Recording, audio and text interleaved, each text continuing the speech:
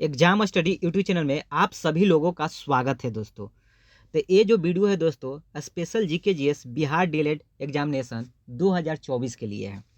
इस वीडियो को शुरुआत करने से पहले आप लोगों को इससे पहले जो मैं वीडियो बनाया था दोस्तों उसको इतना आप लोगों ने प्यार दिया है कि उसके लिए मैं दिल से आप लोगों को धन्यवाद देता हूँ। जितने भी डीएलएड के स्टूडेंट हैं उन्होंने इतने प्यार भर के दिए हैं, इतने प्यार के दिए कि उनका व्यू इतना अच्छा गया दोस्तों कि क्या कहा जाए। और इस व्यू के लिए मैं दिल से आप लोगों को धन्यवाद देता हूँ। और मैं अपनी जो एग्जाम स्टडी यूट्यूब जो फैमिली है इसके तरफ से सभी लोगों को तहे दिल से शुक्रिया दोस्तों।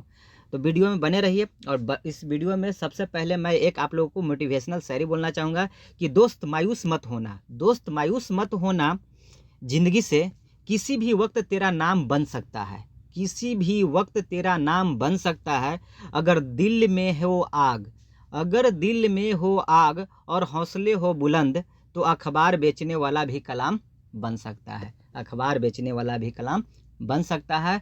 तो आप भी दोस्तों नाम कर सकते हैं। बस इस वीडियो में बने रहिए शुरू से अंत तक और आप लोग आग लगा दीजिए। चलिए सबसे पहले वीडियो लाइक शेयर और सब्सक्राइब कर दीजिए दोस्तों। और इसमें साइंस के महत्वपूर्ण प्रश्नों को इंक्लूड किया गया है दोस्तों। साइंस के सबसे टॉप जो क्वेश्चन है डीएलएड में जो पूछे गए हैं प्रीवियस ईयर के, एकदम आग लगाने वाले प्रश्नों को लेकर आए हैं। अगर आप लोग पढ़ेंगे तो हूबहू यहीं से प्रश्न पूछा जाएगा। और जब मैं जितना भी वीडियो का सीरीज ला रहा हूँ अगर इतना ही आप पढ़ के चल जाते हैं ना दोस्तों तो आपको मैं लिख के देता हूँ कि आपको गवर्नमेंट स्कूल मिलने से या कॉलेज मिलने से कोई नहीं रोक सकता है दोस्तों। एकदम 100% आपको मिलेगा गवर्नमेंट कॉलेज।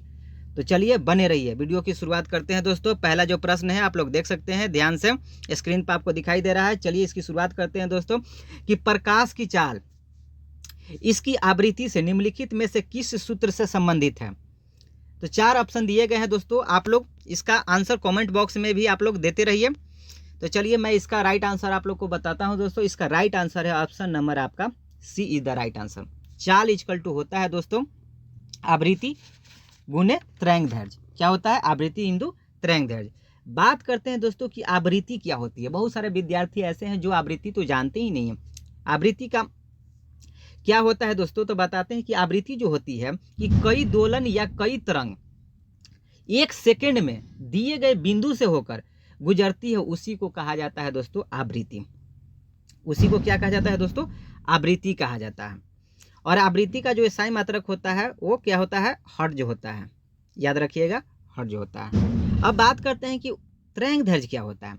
अगर तरंग दैर्घ्य की बात किया जाए तो तरंग दैर्घ्य को लैम्डा से डिनोट करते हैं दोस्तों और आवृत्ति को जो डिनोट करते हैं वो F से डिनोट करते हैं।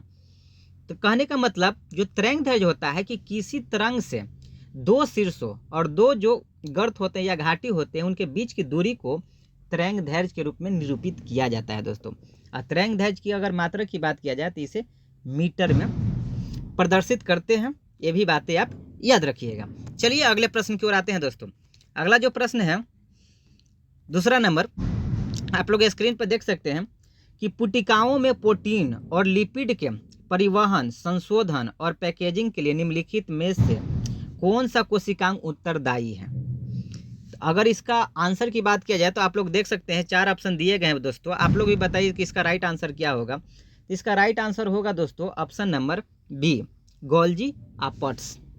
अगर गोल्जी अपर्ट्स की बात किया जाए या गोल्जिकाई की बात किया जाए तो ये जो है दोस्तों थैलीनुमा कोशिकांग होता है। क्या होता है? थैलीनुमा कोशिकांग होता है जो अधिकतर सुकेंद्रित कोशिकाओं में पाए जाते हैं। किसमें पाए जाते हैं? सुकेंद्रित कोशिकाओं में पाए जाते हैं। और यह कार्बोहाइड्रेट का क्या करता है? संश्लेषण का काम करता है। ये बातें आप याद रखिएगा। चलिए अगले प्रश्न की ओर आते हैं। अगला प्रश्न है दोस्तों देखिए ध्यान से आप लोग कि मरकरी जो है महत्वपूर्ण अयस्क कौन सा है? मरकरी का महत्वपूर्ण अयस्क कौन सा है? सिनेबार, गिब्साइट, क्रायोलाइट या मेलेकाइट?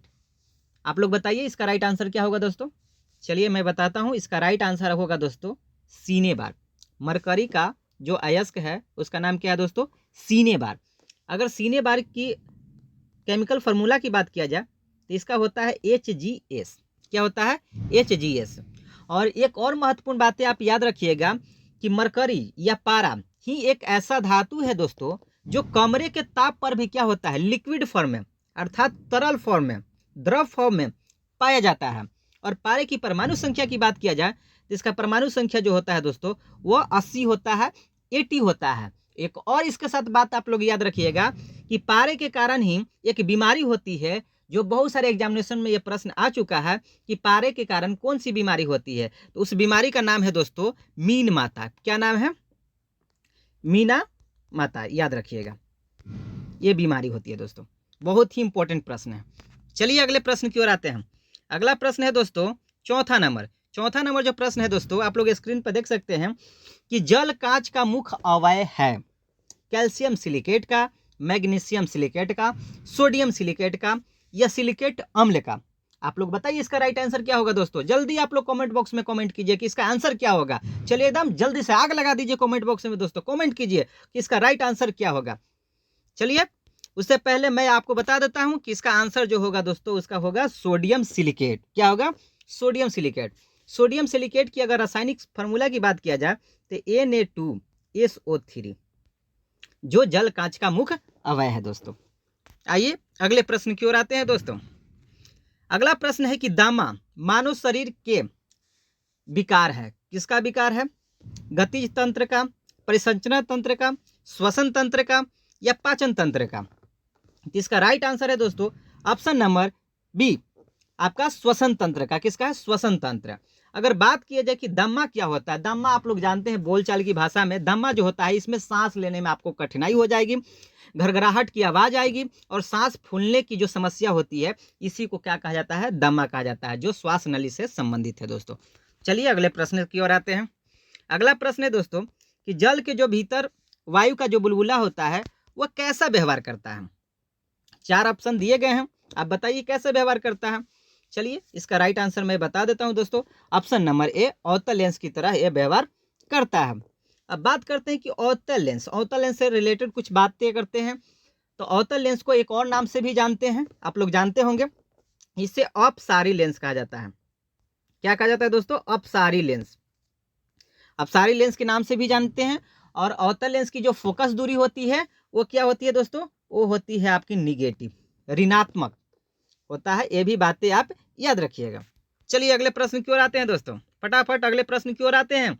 बने रहिए वीडियो में शुरू से अंत तक, पूरा वीडियो देख के ही जाइएगा दोस्तों, नहीं तो कोई फायदा नहीं होने वाला है। चलिए वीडियो नंबर से जो क्वेश्चन नंबर है वो 7 है दोस्तों। 7 नंबर क्वेश्चन में कह रहा है कि समतल दर्पण द्वारा बने प्रतिबिंब की प्रकृति क्या होती है। जल्दी जल्दी आप लोग इसका आंसर दीजिए, बहुत ही इजी क्वेश्चन है दोस्तों, आप लोग आराम से इसका जवाब दे सकते हैं। आभासी सीधा, वास्तविक सीधा, वास्तविक उल्टा, आभासी उल्टा। अगर इसका राइट आंसर की बात किया जाए तो दोस्तों ऑप्शन नंबर ए होगा। समतल दर्पण में हमेशा जो प्रतिबिंब बनता है दोस्तों वो आभासी और सीधा ही होता है। आभासी कहने का मतलब काल्पनिक होता है और वो हमेशा सीधा होता है और वस्तु के बराबर हाइट का ही बनता है दोस्तों, याद रखिएगा। और समतल दर्पण में प्रतिबिंब की जो प्रकृति होती है वो पार्श्व रूप से उल्टा होता है। कहने का मतलब पार्श्व उल्टा। आप लोग जानते होंगे कि कभी भी आप समतल दर्पण में आप जाइएगा, सामने आप जब आईने के सामने खड़ा होंगे तो जब आप दाहिना हाथ उठाते हैं तो बावां हाथ नजर आता है और बावां हाथ जब उठाते हैं तो दाहिना हाथ नजर आता है। इसी को कहा जाता है पार्श्व विस्थापन या पार्श्व रूप से उल्टा दोस्तों। ये कुछ महत्वपूर्ण बातें थी जो याद रखना चाहिए आप लोग को। चलिए अगले प्रश्न की ओर आते हैं दोस्तों। अगला जो प्रश्न है कि निम्नलिखित में से कौन सी ग्रंथि इंसुलिन हार्मोन का उत्पादन करती है। कितनी इंपॉर्टेंट प्रश्न है दोस्तों, ये बहुत बार एग्जाम में आ चुका है। चलिए इसका जवाब आप लोग दीजिए, थाइमिन, अग्नाशय, अधिवृक्क या पैराथायराइड। बहुत ही इंपॉर्टेंट प्रश्न है दोस्तों, अगर इसका आप लोग जवाब देते हैं तो अगर ये हम मानेंगे कि आप लोगों का अच्छी तैयारी हो चुकी है। चलिए मैं बताता हूँ, इसका राइट आंसर हो जाएगा दोस्तों ऑप्शन नंबर सी, अग्नाशय। क्या? अग्नाशय। अग्नाशय से ही आपकी इंसुलिन का क्या होता है? स्राव होता है। और अग्नाशय एक ऐसी ग्रंथि है दोस्तों जो अंतः और बावी स्रवी दोनों प्रकार की ग्रंथियों में आता है, याद रखिएगा। और इंसुलिन जो इससे स्राव होता है वो कहा जाता है कि एक पेप्टिटाइड हार्मोन है जो अग्नाशय के आइलेट की बीटा कोशिकाओं द्वारा यह निर्मित होता है दोस्तों, याद रखिएगा। आइए अगले प्रश्न की ओर आते हैं दोस्तों। अगला प्रश्न है कि स्टार्च किसका बहुलक है। स्टार्च इसमें से किसका बहुलक है? ग्लूकोज का, फ्रुक्टोज का या ग्लूकोज या फ्रुक्टोज दोनों का या इनमें से कोई नहीं। तो अगर इसके राइट आंसर की बात किया जाए दोस्तों तो इसका राइट आंसर है ऑप्शन नंबर ए, ग्लूकोज का। स्टार्च किसका बहुलक है? तो ग्लूकोज का। और स्टार्च के बारे में अगर बात किया जाए दोस्तों तो स्टार्च एक रंगहीन गंधहीन बहुलक है जो पौधों में संग्रहित कार्बोहाइड्रेट के रूप में पाया जाता है दोस्तों, याद रखिएगा। और ग्लूकोज के बारे में बताते हैं तो यह ग्लूकोज मोनोमर्स से बना एक बहुलक है दोस्तों जो पॉलीसेकेराइड बनाने के लिए एक साथ जुड़ता है। स्टार्च के बारे में एक और बातें आप याद रखिएगा कि स्टार्च में 2 प्रकार के पॉलीसेकेराइड अणु होते हैं, एक होते हैं माइलेज और दूसरा होता है माइलोपेक्टिन। ये बातें भी आप लोग साथ में याद रखिएगा। आइए अगले प्रश्न की ओर आते हैं दोस्तों। अगला जो प्रश्न है 10 नंबर कि निम्नलिखित में से किस तत्व का घनत्व सबसे अधिक होता है, Hg, Au, OS या Pb। Hg कहने का मतलब मरकरी, Au सोना, OS ओसोनियम, Pb से क्या लेड। तो इसका राइट आंसर होगा जो जाएगा दोस्तों option number C OS। OS का मतलब क्या हो गया ओसोनियम। ओसोनियम वो धातु है दोस्तों जिसका घनत्व सबसे ज्यादा होता है। अगर ओसोनियम के परमाणु संख्या की बात किया जाए तो इसका परमाणु संख्या दोस्तों 76 होता है, 76।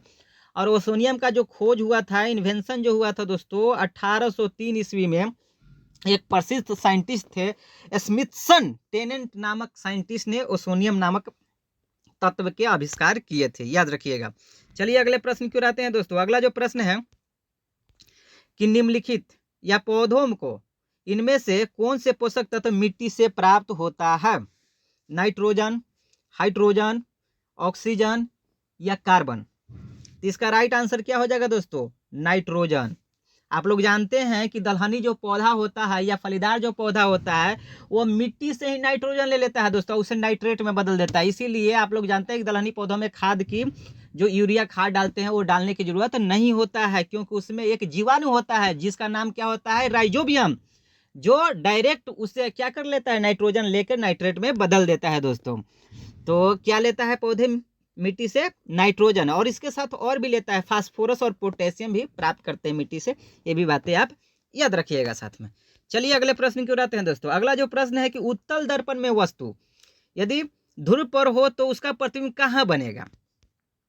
तो उत्तल जो दर्पण होता है अगर उसमें अगर हम ध्रुव पर अगर किसी वस्तु को रखेंगे तो उसका जो प्रतिबिंब बनेगा दोस्तों वो आपका ध्रुव पर ही बनेगा। कैसा बनेगा तो काल्पनिक बनेगा और सीधा बनेगा दोस्तों, याद रखिएगा। और उत्तल दर्पण की जो परावर्तक सतह होती है वो कैसी होती है दोस्तों, हमेशा आपकी उभरी हुई रहती है, उठी हुई रहती है, और इसकी अंदर की भाग क्या होती है कलई की हुई होती है उत्तल दर्पण में। ये भी बातें आप याद रखिएगा। चलिए अगले प्रश्न की ओर आते हैं।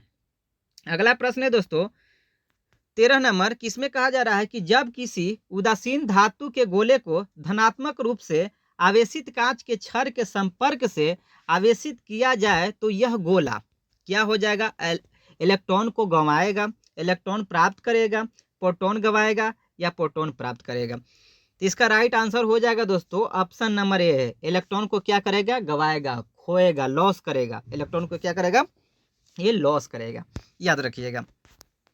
चलिए अगले प्रश्न की ओर आते हैं दोस्तों। अगला प्रश्न है 14 TNT है। TNT क्या है, चलिए सबसे पहले हम बताते हैं TNT का फुल फॉर्म क्या होता है। TNT का फुल फॉर्म बताने से पहले दोस्तों आप लोग इसका आंसर दीजिए, 4 ऑप्शन दिए गए हैं, कमेंट बॉक्स में जल्दी इसका आंसर दीजिए कि इसका आंसर क्या होगा। तो देखिए TNT का फुल फॉर्म होता है दोस्तों ट्री नी ट्रो टो लुइन। क्या होता है लुइन, याद रखिएगा टिंटो लुइन। चलिए इसका आप लोग राइट आंसर बताइए जल्दी क्या होगा। तो इसका राइट आंसर हो जाएगा दोस्तों ये विस्फोटक पदार्थ है। TNT क्या है, एक विस्फोटक पदार्थ है, याद रखिएगा। चलिए अगले प्रश्न की ओर आते हैं। अगला जो प्रश्न है दोस्तों 15 नंबर कि आवर्त सारणी में परमाणु क्रमांक 38 वाला तत्व उपस्थित होगा। 4 ऑप्शन दिए गए हैं, बताइए इसका राइट आंसर क्या होगा दोस्तों। चलिए इसका राइट आंसर मैं बताता हूँ, इसका option number A is the right answer. और जो 38 जो परमाणु संख्या है या एटॉमिक नंबर है, ये जो तत्व है दोस्तों स्ट्रोटियम है। क्या स्ट्रोटियम तत्व है जो आपका 38 क्रमांक पाता है, जो सेकंड ए समूह के 5वें आवर्त में है, याद रखिएगा। चलिए अगले प्रश्न की ओर आते हैं दोस्तों। अगला जो प्रश्न है 16 नंबर कि श्वसन नली इनमें से किस मानव तंत्र का एक भाग है, परिसंचरण तंत्र का है, उत्सर्जन तंत्र का है, श्वसन तंत्र का है या अंतःस्रावी तंत्र का है। तो इसका राइट आंसर है दोस्तों आपका ऑप्शन नंबर सी, श्वास नली जो है आपका श्वसन तंत्र का एक भाग है। ये बातें आप याद रखिएगा। चलिए अगले प्रश्न की ओर आते हैं। अगला जो प्रश्न है दोस्तों कि ग्लूकोज को एथिल अल्कोहल में किस एंजाइम द्वारा बदल दिया जाता है? माल्टोज, इन्वर्टेज, लाइमेज या डाइस्टेज? तो इसका राइट आंसर है दोस्तों ऑप्शन नंबर सी। क्या है? ऑप्शन नंबर आपका सी इज द राइट आंसर हो जाएगा दोस्तों। लाइमेज जो होता है एंजाइम को ग्लूकोज को एथिल अल्कोहल और कार्बन डाइऑक्साइड में परिवर्तित कर दिया जाता है। अगर इसके फार्मूला की बात किया जाए तो ग्लूकोज का जो फार्मूला होता है दोस्तों C6H12O6, और यह क्या कर देता है, यहाँ जो एंजाइम है जाइमेज एंजाइम की उपस्थिति के कारण ये आपका C2H5OH प्लस CO2 में कन्वर्ट हो जाता है दोस्तों, याद रखिएगा। चलिए अगले प्रश्न की ओर आते हैं। अगला प्रश्न है कि दूध किसका घटिया स्रोत है? दूध किसका घटिया स्रोत है? कैल्शियम का, प्रोटीन का, कार्बोहाइड्रेट का या विटामिन का? इसका राइट आंसर हो जाएगा दोस्तों दूध जो है विटामिन का घटिया स्रोत है। दूध की बात किया जाए तो दूध में कौन कौन से पोषक तत्व पाए जाते हैं? तो पोषक तत्वों की बात किया जाए तो इसमें प्रोटीन अच्छी मात्रा में पाई जाती है, कैल्शियम, मैग्नीशियम, जल, वसा, फास्फोरस, विटामिन डी, पोटेशियम और विटामिन B12 और जस्ता और कार्बोहाइड्रेट की भी कुछ मात्रा रहती है। अब बात करते हैं कि दूध में किसका अभाव होता है, तो दूध में विटामिन सी और विटामिन ई का बहुत ही खराब मात्रा होता है, न के बराबर होता है। तो विटामिन इसमें घटिया स्रोत होता है दूध का दोस्तों। इस तरह से कुछ महत्वपूर्ण प्रश्नों को आप लोगों ने देखा। अगर ये वीडियो पूरी तरह से आप लोग देख चुके हैं तो ये वीडियो पक्का अच्छा लगा होगा दोस्तों, और अच्छा लगा है तो इसे लाइक, सब्सक्राइब और इसे शेयर करना बनता है दोस्तों, क्योंकि ये मेरी मेहनत है और मेरी मेहनत को आप लोग जितना देखेंगे और जितना लोगों को शेयर करेंगे तो मैं और मोटिवेट होकर इस तरह के वीडियो बनाऊंगा आप लोगों के लिए, जो काफ़ी महत्वपूर्ण साबित होगा। जो डीएलएड 2024 के जो इंट्रेंस एग्जाम देने वाले हैं उनके लिए तो काफ़ी महत्वपूर्ण साबित है दोस्तों, और भी कोई एग्जाम की तैयारी करने उसके लिए भी काफ़ी महत्वपूर्ण साबित होने वाला है वीडियो। तो चलिए तब तक के लिए थैंक यू। जय हिंद, वंदे मातरम दोस्तों।